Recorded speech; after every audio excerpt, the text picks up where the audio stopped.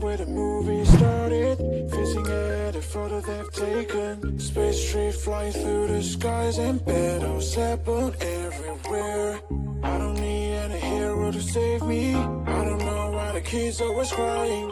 I've been thinking about how the captain's ball we left in a wasted planet. Can you feel the spark in the city light when it's day to night? That's the sparkles from my beating heart when it breaks so hard.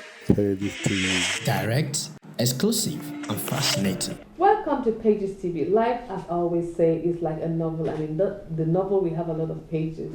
Today, the pages of my life takes me to meet Chief Asiwaju Shitu, Chief Abdul Raheem Shitu, a man with an intimidating CV, though he doesn't believe that he has that. But let us start into the pages of his life with his childhood. Welcome to Pages TV, Your Excellency, sir. I had the privilege of reading your intimidating CV a couple of years ago, and I was wondering why, with all such achievement, you don't even make noise about it. So now, can I just go into your childhood, the pages of your childhood, for those who are watching you globally right now on this channel? Well, thank you for this opportunity to say a few words about myself. I'm not used to blowing my own trumpet, but it looks like I've been compelled now to make a few comments about myself. I was born in a small Ghanaian village called Chinderi. Interestingly, when my parents, settled in the village where I was born, they were the first settler from history in that particular junction of the road, Ghana? in Volta region of Ghana. Yeah, Volta, yes. They were the first settler. So our house, family compound there, is at the very interjection of two roads crossing each other. So I'm told that when I was to be born, perhaps the clairvoyant stated that told my mom that they were going to give birth to a child who can never be conquered by enemies, and that I'm going to live a fruitful life, and so on and so forth. I had that when I had become semi-adult. History also shows that my parents at that time were not enlightened enough to take me to school. That even to go to primary school, I had to go and enroll myself. And that was this? About 6, 7. Well, for 6, and the interesting thing then, the history goes that in Ghana at that time, in the 60s, I hope it still continues as a practice, during every Independence Day, school children march around the town. And as they are marching around the streets of the town, small children will be following them to observe and enjoy the spectacle of school children lining up the streets and marching. And that on one such occasion around 1960 or 61, when I was barely 7 years old, I joined, the small children to observe the march, through town.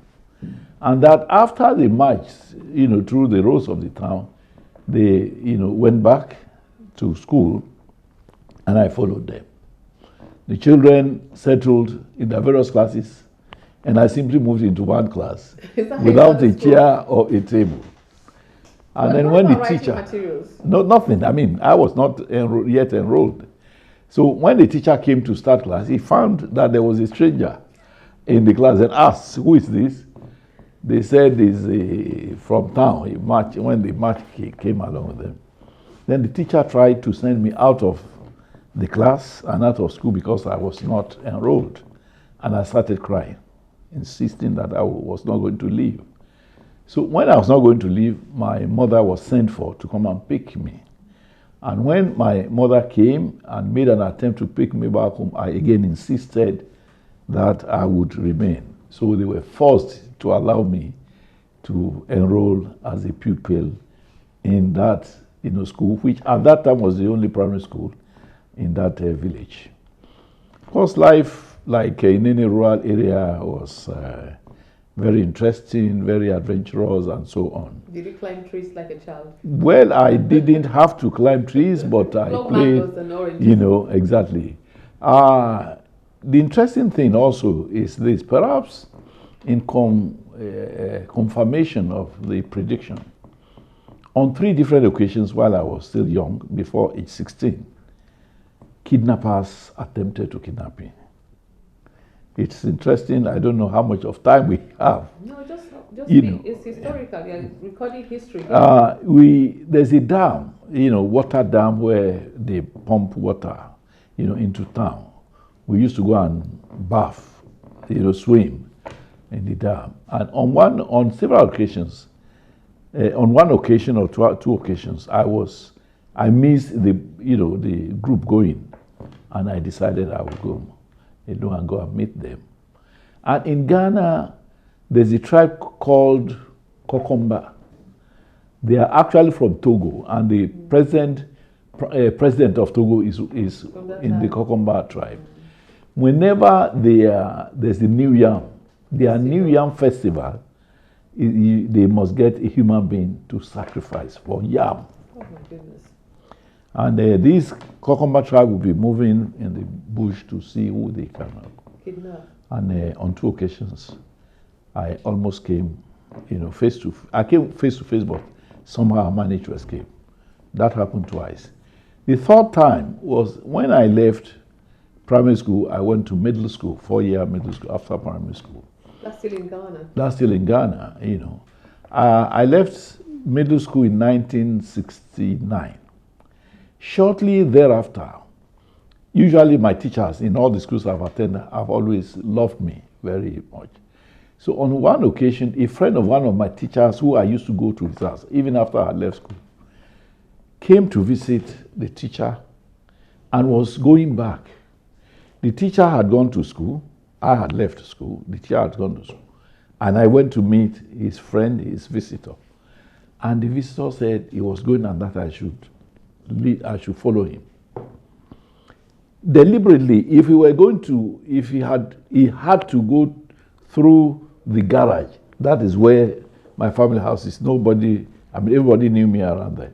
So we had to pass some other place to go. In the process of walking to the next village, where he was to take a vehicle to where he came from, a lorry was coming from the next town, and they saw me following this stranger.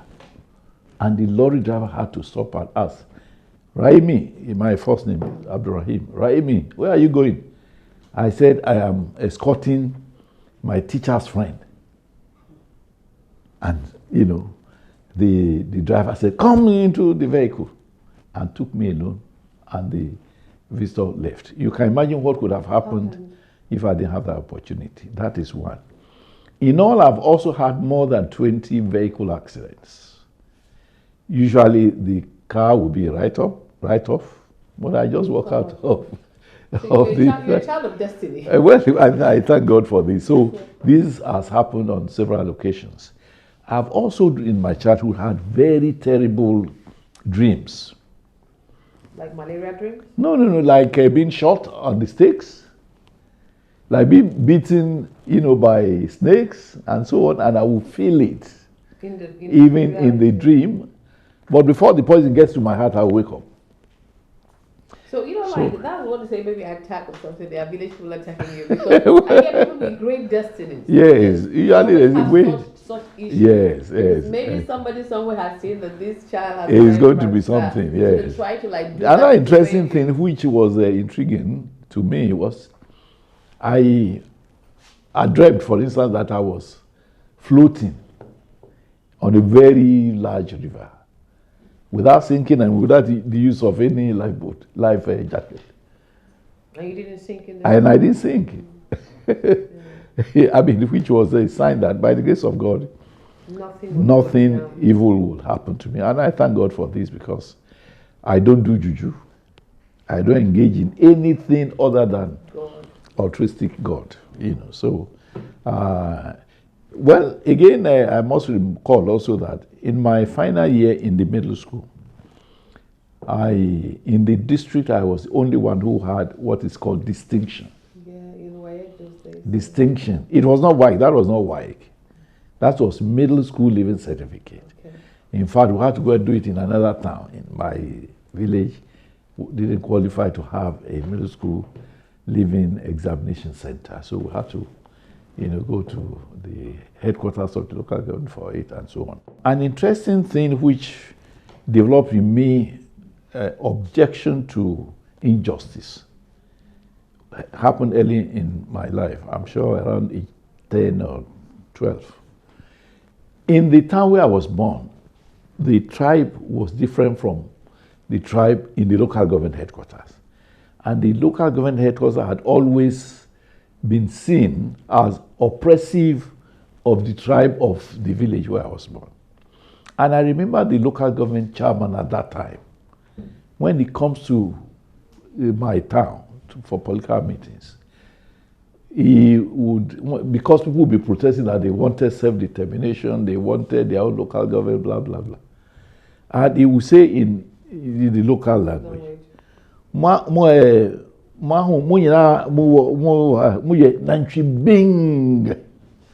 does that mean? What that means, all of you, that is the whole tribe, a whole ethnic group, you are feces of rams or cow beans. It's not derogatory. So completely, and I always felt very bad.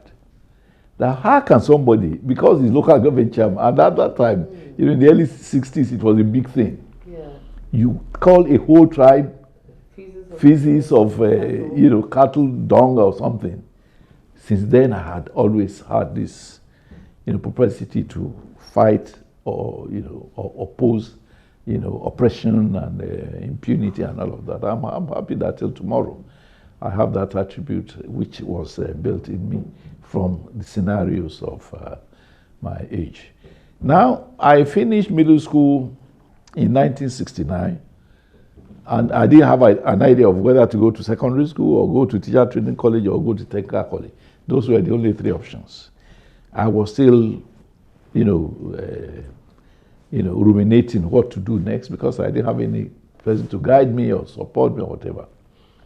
And then the then president, Kofi Bushia, brought out a Ghana aliens quit order, saying that all aliens, all non-Ghanaians must leave Ghana within 14 days or so. Why did he do that? Well, he felt that aliens were dominating the economy. But was it still in the days of maybe went Gold Coast and No, we had become Ghana.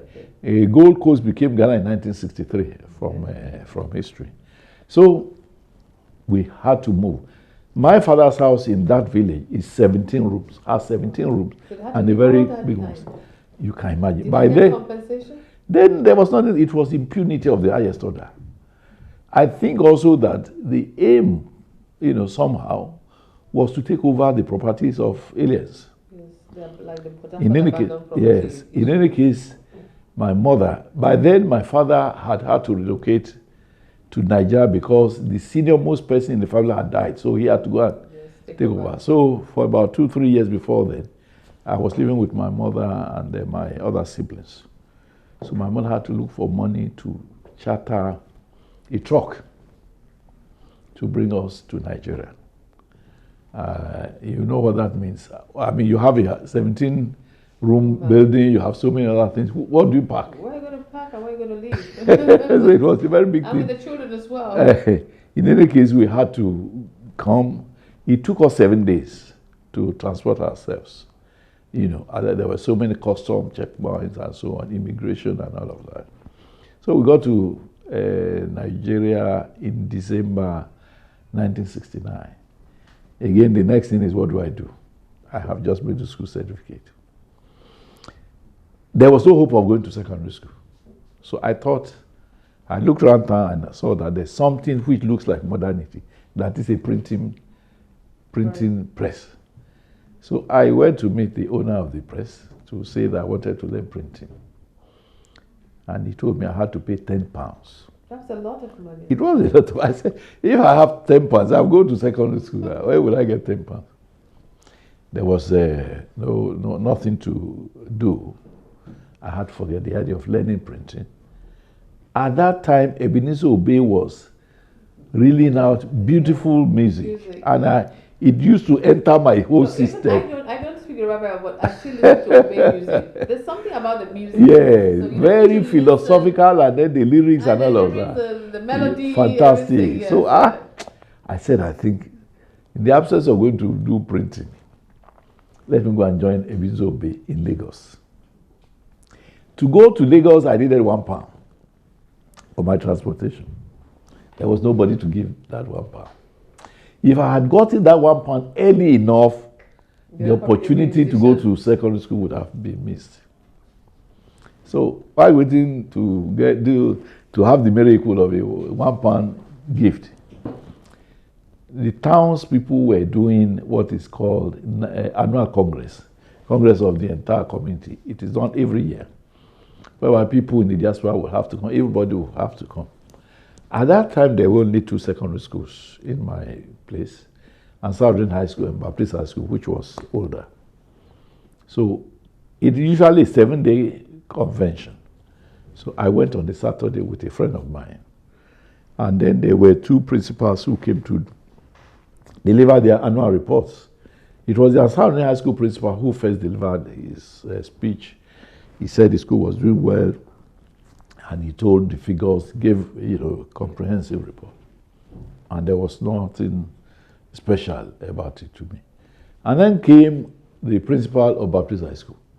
He gave his own report and added, and that was the distinguishing thing, which was very providential.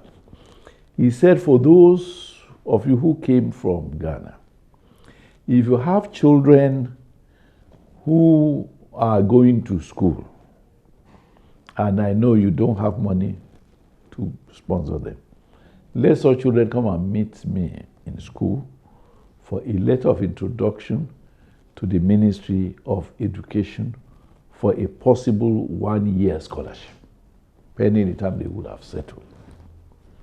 It was as if the man knew I was there in the gathering.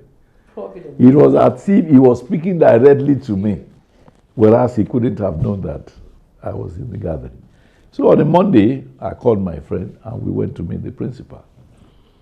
He was surprised to see us, and we referred to his statement and that we are from Ghana and we want to go to school. And he graciously gave us a letter of introduction to the Ministry of Education in Ibadan.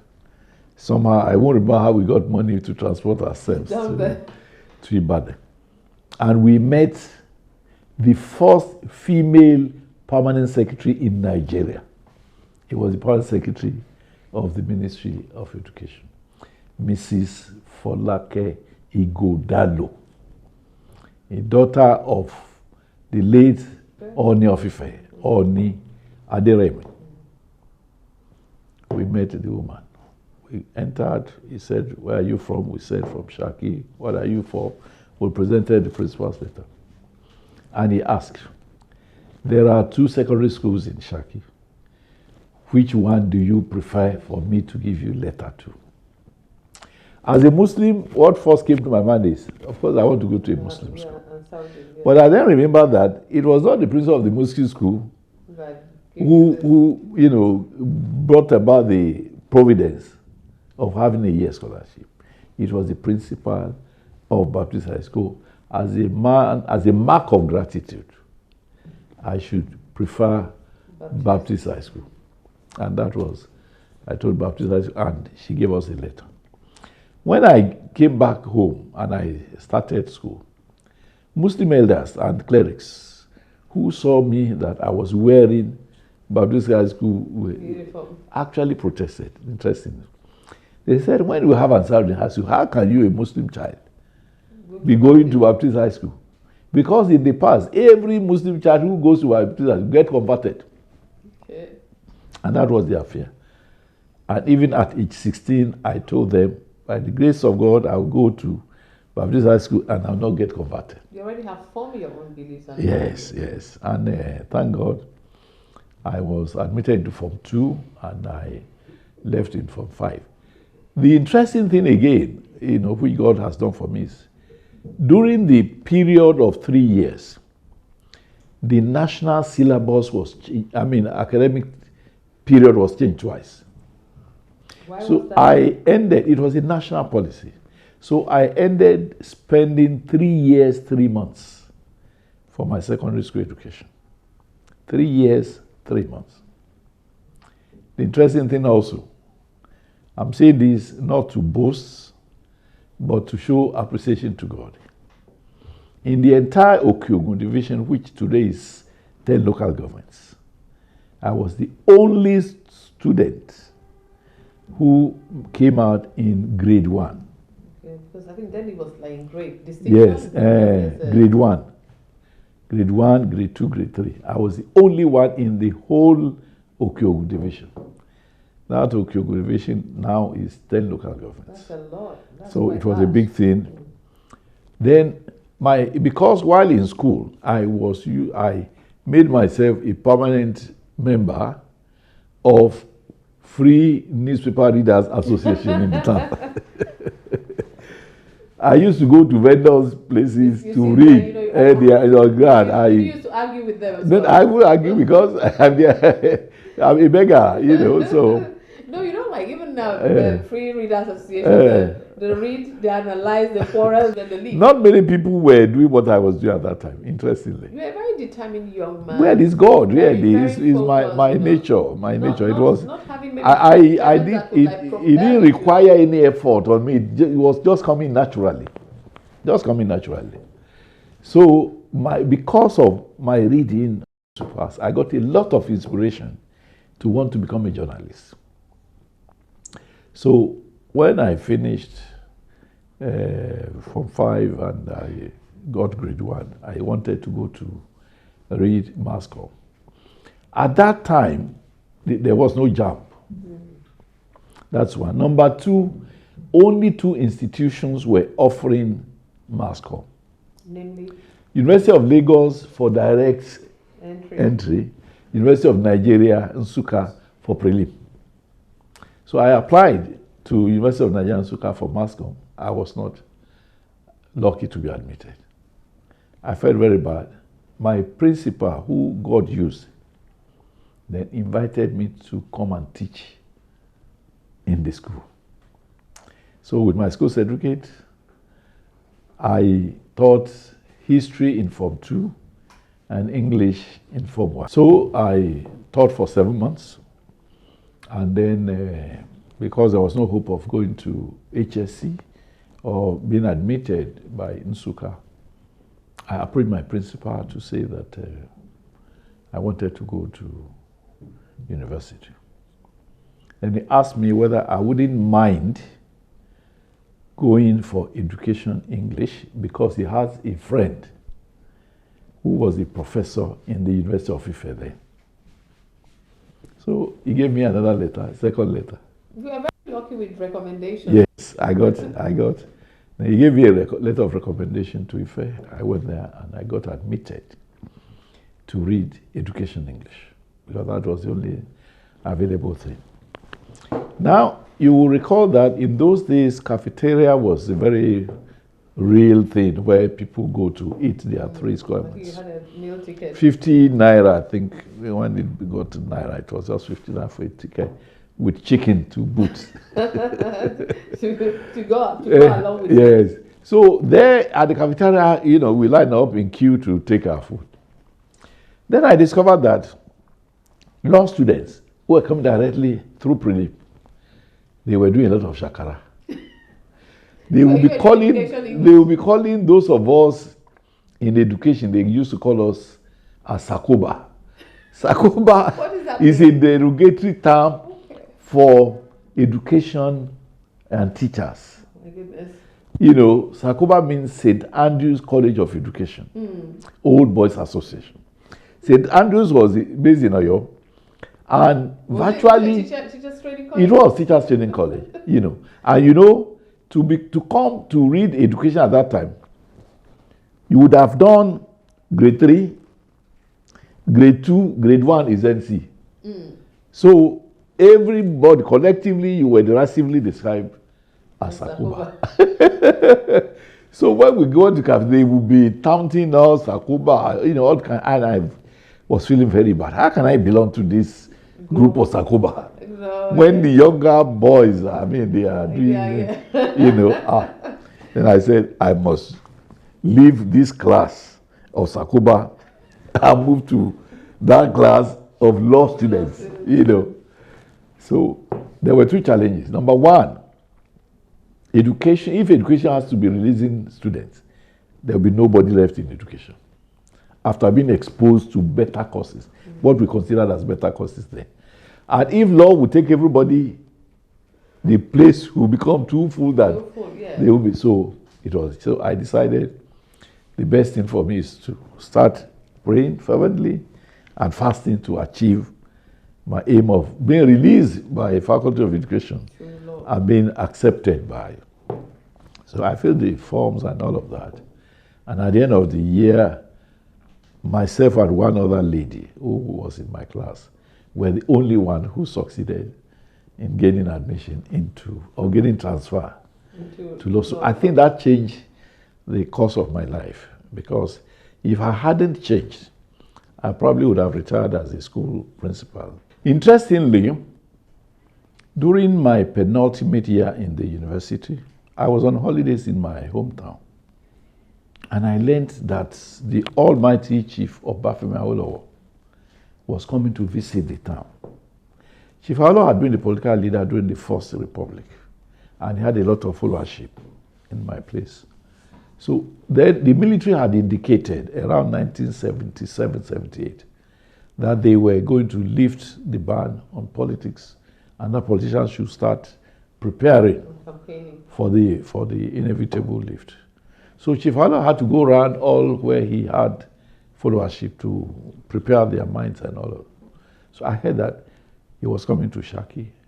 This is somebody I've been reading so many things about him, very exciting. To come, I must seize the opportunity to go and see him. At least. And listen to him. So on the appointed day, I sneaked into the venue. I was the only young person or student, but he never noticed that I was there. He never noticed. So after saying all that he had to say, he said, just like what the principal did the other time, he said, if you have your children who are sufficiently educated and are interested in politics, please encourage them. It was as if he knew that I was in the gathering. And it was as if he was talking directly to me. But before then, did you have any kind of interest in politics? No. Apart from the fact that you go to No. go to Free Readers Association? No interest. There was no politics then anyway.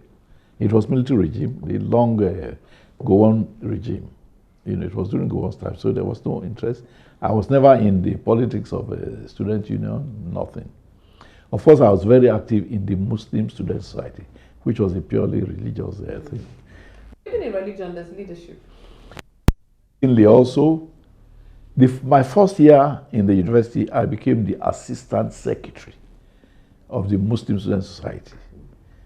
By the second year, I became the president of the Muslim Student Society. So you see, leadership is not whether you're in politics or even in the home. Exactly. Even in the house, you know, there's leadership. That is it. You know, so if you have it, you've got it. Exactly. So when after I listened to Awolowo, I said, this statement that this old man made, I must look into it. As at that time, in my state, which is now 2 states, namely Osun and Oyo, it was Western State then. There was only one Muslim commissioner in the state executive.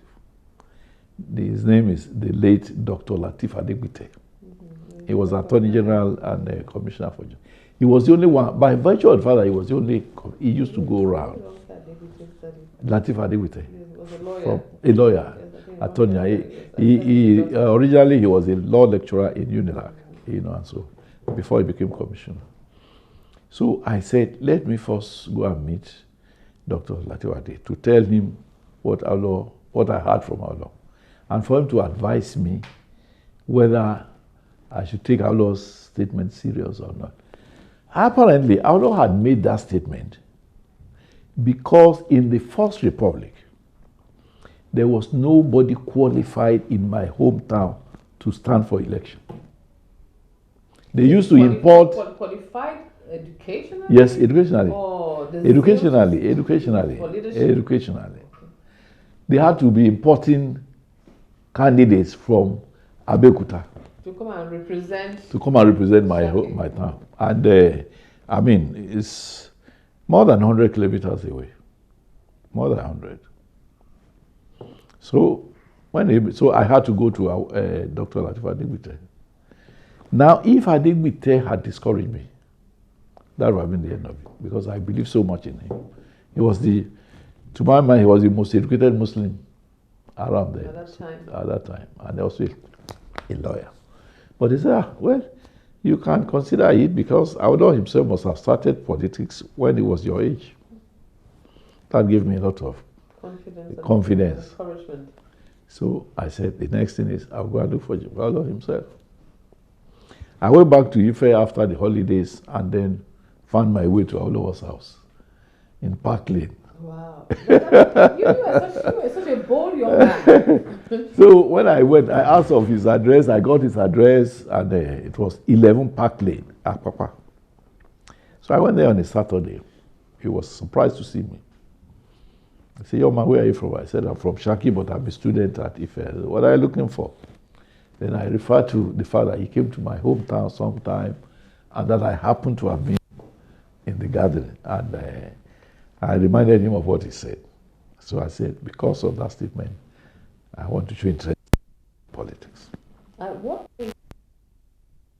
Well, I became a member of the House at 26, so it must have been 23, 24. So wait, you had finished it, because I know in your CV I saw that you were commissioner at a very young yes, age. I would. Yes. You see, at 20, I left university at 25. So this was before 25. So I went to university, but he told me two things. He said, when you go back to Shaki, that is Awolowo, go and tell Baba Digba, that is the leader of the Awolowo group, that you've come to see me and I say they should encourage you and support you. That time there was no phone. There was no phone. The youngest member of your party. I was, in fact, so Awolowo said, when you go home, see Baba Digba, tell him you've come to me. And when you go back to Ife, go to Ife Bookshops Limited. The general manager there is called Chief Wumi Adegmomiri, who later became Secretary to Ondo State Government.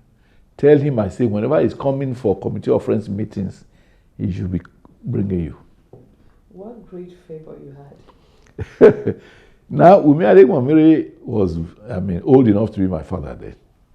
And people like Chief Ayo Adebanjo and several old Awolowo's, colleagues.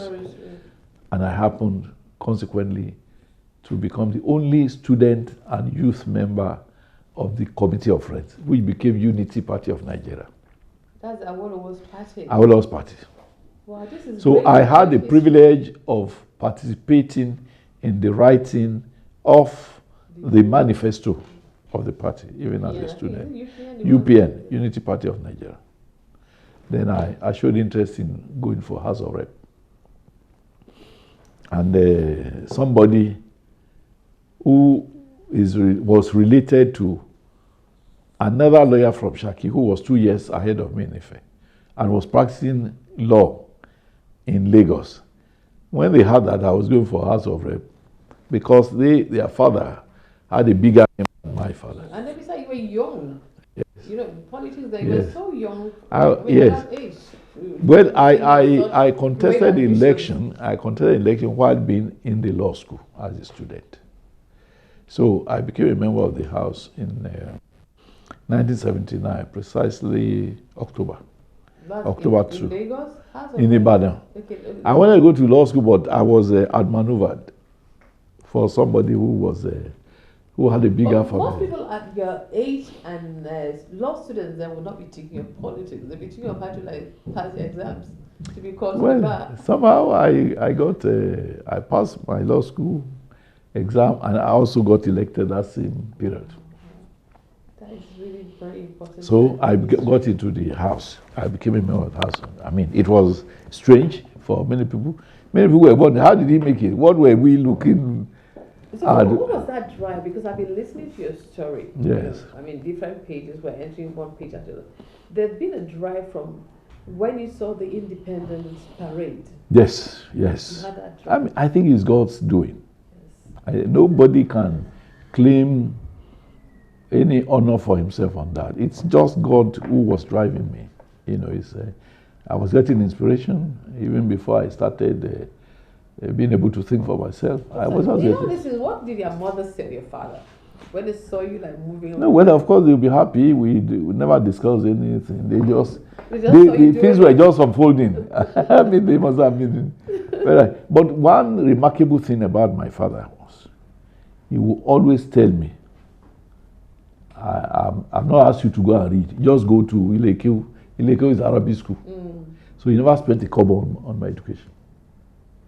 He didn't have any idea of any usefulness. Of course, he died in 1970, the year I entered secondary school.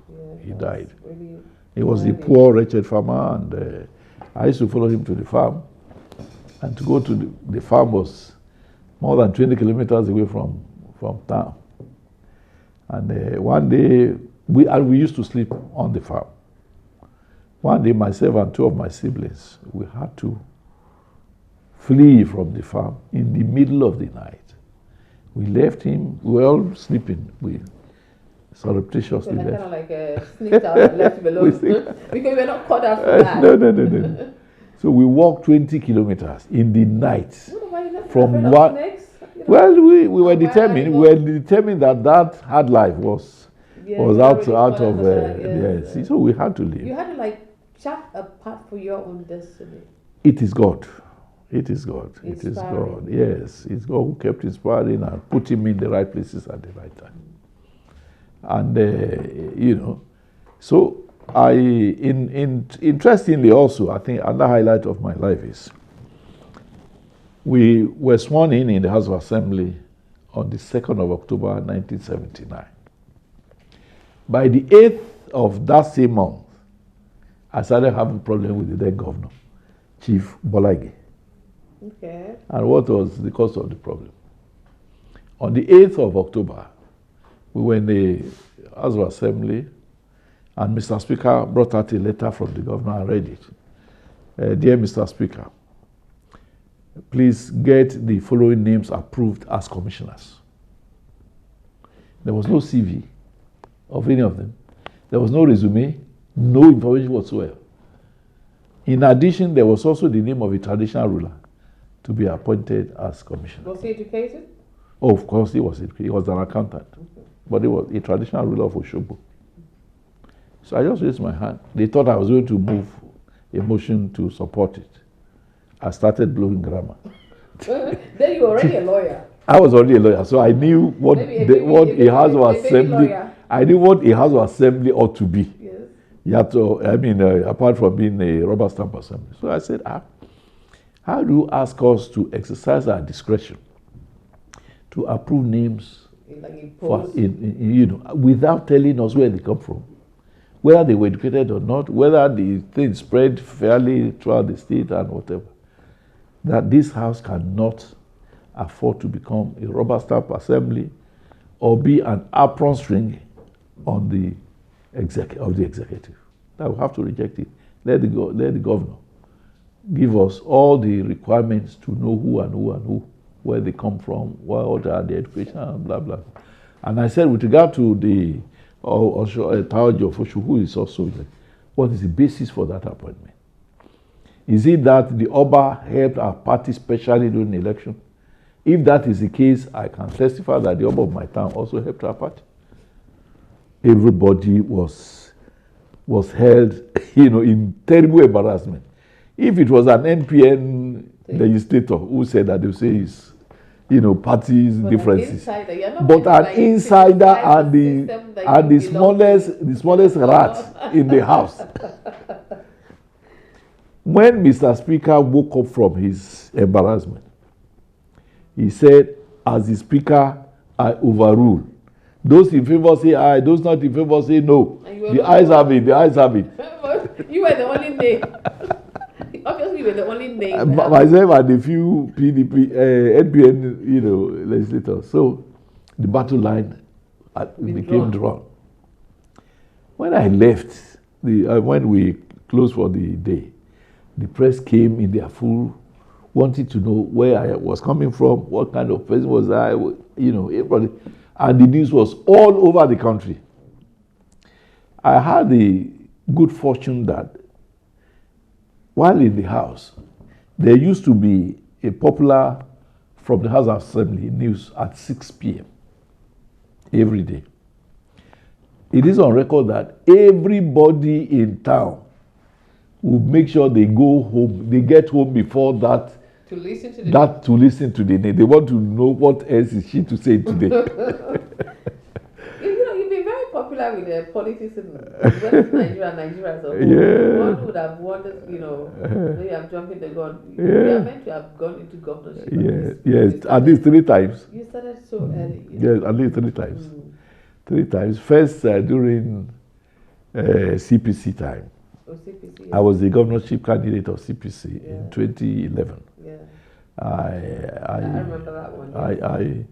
I contested against Ajimobi. He was already in ACN, so I contested against him. Of course, ACN was more popular than my party. I lost and President Muhammadu Buhari too lost. So I was defeated by Ajimobi. By 2015, again I wanted to contest the ticket. Yeah, I remember that. Yes, again, it was a lot of brickbat. They excluded me from the primary in a very fraudulent way. And I protested that perhaps that must have contributed to my appointment as a minister. Now, leadership, you've been in leadership from a very young age. Then you became a minister as well. I met you as a minister. And in all this, what do you think is the problem with our nation that we need to fix? Well, the problem of our nation is what is called the Nigerian factor. If you know the meaning of Nigerian factor means corruption, it means compromises, it means impunity, it means taking chances against, weaker co-contestants and so on and so forth. Unfortunately, I also blame the masses of our people. People will feel surprised that I'm blaming. It is not a one-way game. It's often said that it takes 2 to tango. Today, no matter what your brilliance is, no matter the noble ideas that you have about government, if you don't have money to share, you're not going to go anywhere. Because if you go out to campaign, people will not ask you, what would you do if you become governor or president? What did you bring for us? Could it be the poverty in the society? Well, it makes people you see, if you look at animals, a dog does not discriminate. If a dog gets feces, it eats whenever it is hungry. But cows don't eat feces. Other animals don't eat feces, they discriminate.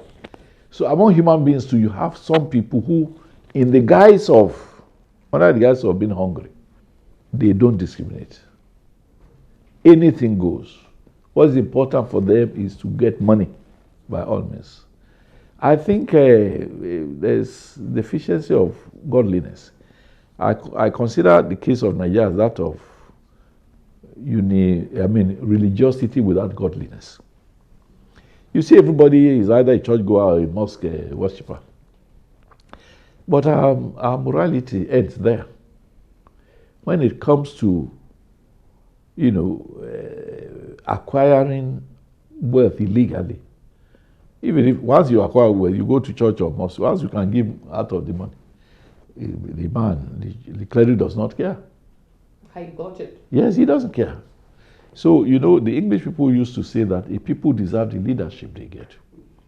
So our people, the leadership that they deserve, is the one that is corrupt, is the one that takes them for granted.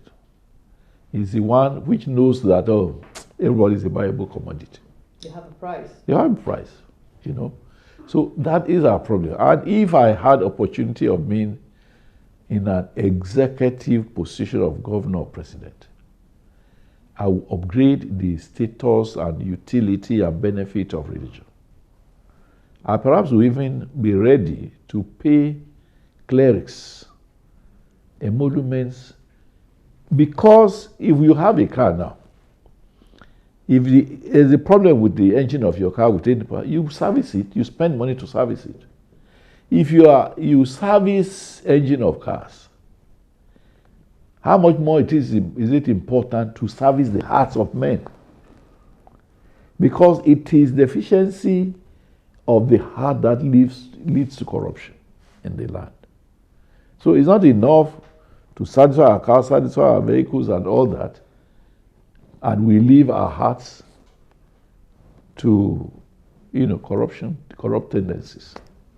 No, Your Excellency, you're so busy. Look at this time. I'm here talking to people. I see waiting to see you after this interview, and I just saw some other people just coming in now. How do you find time to unwind? Do you like play sports? Number one, I don't take wine. Do you play sports? Do you do exercise? I don't play anything. I don't even have time to play anything. But I think I'm just lucky, because at my age, a lot of people see me, they say, when I tell people my age, they say, no, you don't look it. You don't look it. Like, you don't look it. So I think I'm just lucky. God has just blessed me with long life, with good health, and correct brain. So now, you talk about legacies. We've talked about leadership, deficiency of heart. That's why maybe people like the nation, people like Lord are corrupt. So what legacy? I said we are going to live over 100 years. I pray so. If it will be of benefit to me. What legacy are you going to leave 100 years? Number one, I thank God that God has made me very religious, and it's from my young age. I inherited it, I can say. And I try to get things done properly. I don't have patience for people cutting corners. And I always used to tell people that I don't tell lies. I don't pretend to be what I am not. I don't deceive people. And I always insist that the right things should be done. I've learned a lot from my religion, Islam. And I want to be known. And I'm happy that there are scores of young Muslim lawyers now who, when I meet them, they tell me I am the one who encouraged them to become lawyers, because the thinking at that time was you can't be a lawyer without being a cultist. You can't be a lawyer without going to secret shrines and all of that. But they see that I'm completely different. So that is, and some of these ideals I have also brought them out I've written 8 books on Islam. 8 different books. The biggest being 555 pages, and now 333 pages, and so on and so forth.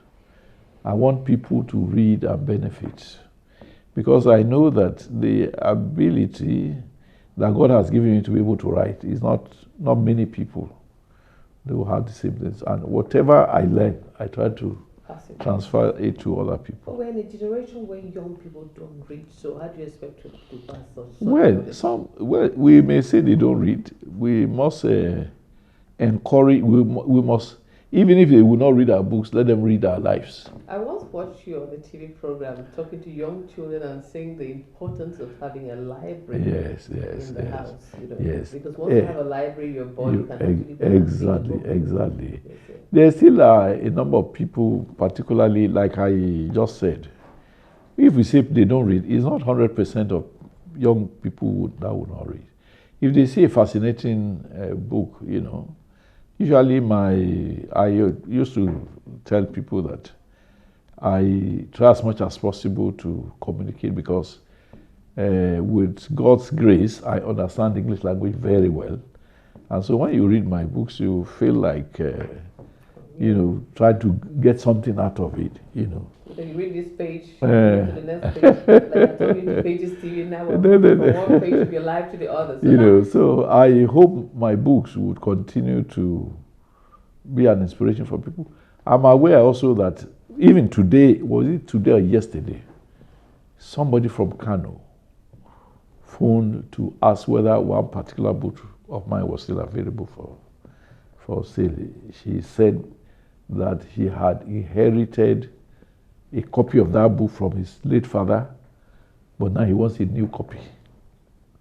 That's very inspiring. And even from the US, from Britain, Nigerians, who've come in contact with my book, always want to have the. Unfortunately, I don't have copies now. I have just one set of the books. Yeah. Here I am where the movie started, facing at a photo. Direct, exclusive, and fascinating. So, as the Director General of Asiwaju Presidential Campaign Organization, what do you people have for Nigerians come 2023? Well, I want to thank you for that very important question.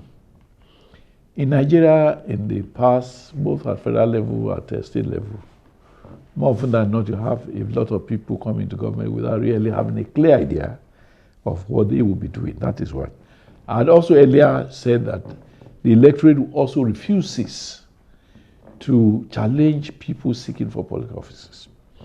What we in our organization are doing now, by the grace of God, tomorrow, we are going to inaugurate a 55-man committee to seek from the electorate what they expect from the Tinubu presidency as from next year.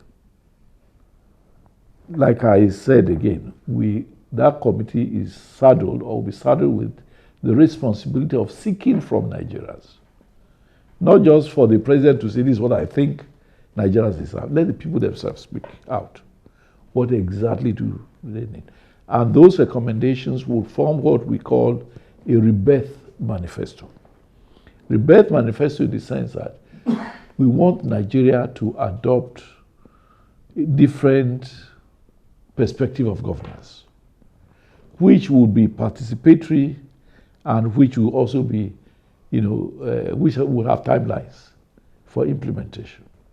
I'm happy and proud to say that the chairman of that think tank group is no less a person than distinguished Senator Professor Osumbo, yes, who was governor of Edo State. I know him very well with the wife. We have 2 vice chancellors, 3 other professors, we have retired generals, we have professionals of various cadres, we have female, agitators, we have youth, activists and all of that in that think tank group. I'm sure that by the time they finish with the assignment, the report will be formally presented to Asiwaju as the voice of the Nigerian people. So until that is done, I would not like to hazard guess, because what we are engaged in is a very serious business of really trying to assist, by the grace of God, President Bola Ahmed Tinubu to really have, ideas about what he must do in response to the opportunity by Nigerians to be given to him to become their president. It sounds really good to know that people are really working so hard behind the scene to make sure that his administration, come 2023, has a direct focus, for Nigerians to see the true dividends of democracy. But now, previous administrations have done things like what you are doing now, putting a think tank, and by the time the president gets in there, more often than not, they don't really I can assure you that things will be much better than what it has ever been. Our confidence is based on the fact that this is a Tinubu who has been governor for 8 years in Lagos State. And despite all the challenges from the then federal government and all the challenges from other opponents, he distinguished himself.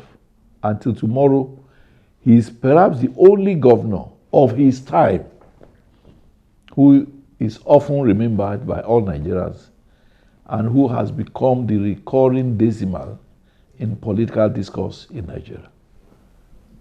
That's very good to know. Now, on a final note, on a final thought for those who are watching Pages TV all over the world now, what do you have to say to them? Well, number one, we need prayers for Asiwaju Tinubu to win. Even though I'm not God, but I'm very confident that he's going to defeat all his opponents. I, as Director General, have been opportuned to know the enormous support and the enormous goodwill that Asiwaju enjoys from all Nigerians. People come as if they come to associate and collaborate with this campaign organization as if doing so is a guarantee of ticket to paradise. It's as exciting as that. So I'm very confident. May God, guide him. May God protect his life. May God elongate his life to be of greater benefit to Nigeria. So what we need is, number one, prayers. We need to, despite those confidence that we have, the Yoruba Sabanade, they say, whatever is good need prayers.